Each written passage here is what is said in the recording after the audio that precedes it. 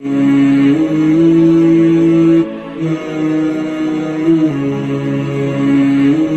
forget, like, subscribe and share to the famous scholar Muftiinamullahkhalid.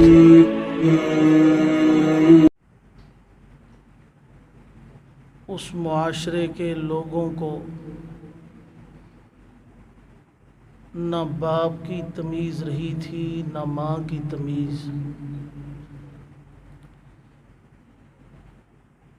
جہالت پورے اپنے عروج پر تھی. عین اسی وقت اللہ رب العزت نے اپنے ان بندوں پر رحم و کرم فرماتے ہوئے اپنے پیارے حبیب جناب محمد رسول اللہ صلی اللہ علیہ وسلم کے ذریعے ان کی جہالت کو دور کیا، اور پھر ان لوگوں نے جن کو توفیق ملی، جن کے دل و دماغ نے حضور کی مجلس کو قبول کیا، پھر وہ ہر ایک شخص اپنی اکیلے کی ذات میں علم کی ایک یونیورسٹی بنا. میں نے پہلے عرض کیا تھا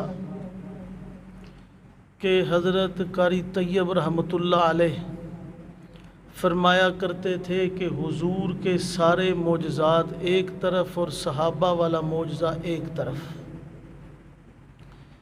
کہ حضور کا ایک ایک صحابی معجزہ ہے. تو پھر وہ ایک ایک فرد اپنی ہی ذات میں ایک پوری کی پوری یونیورسٹی تھا.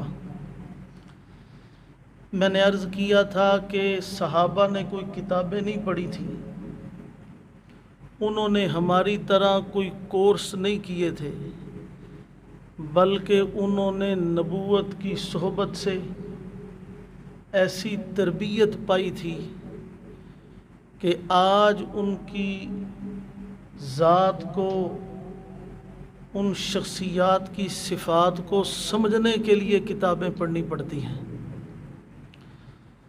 صرف کتابیں پڑھنے سے انسان عالم نہیں بنتا.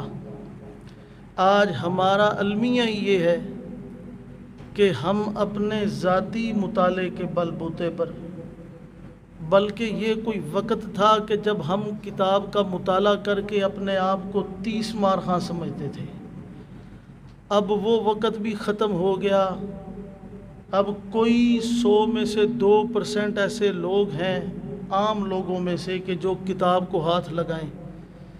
بہت سے اس وقت مفتی، مجتہد، اپنے آپ کو فقیہ سمجھنے والے، علامہ فہامہ سمجھنے والے، ان کا جو معلومات کا ذریعہ ہے وہ موبائل ہے، وہ یوٹیوب ہے، گوگل ہے، واٹس ایپ ہے، فیس بک ہے.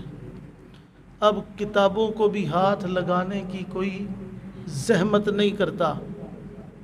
یاد رکھیے، جب انسان اس طرح اپنی تربیت کرتا ہے، اس طرح وہ ہدایت تلاش کرتا ہے، تو پھر اس کا مقدر اکثر و بیشتر گمراہی ہی بنا کرتی ہے. کیونکہ ہدایت کے لیے، علم دین کے لیے اللہ والوں کی صحبت شرط ہے. اللہ والوں کی صحبت میں، مجلس میں بیٹھنا، علماء کے سامنے جا کے دو زانو ہو کے بیٹھنا، یہ پہلی شرط ہے. بعد میں جا کر کے کتابیں آتی ہیں. اور Thanks for watching Muftiinamullahkhalid official YouTube channel.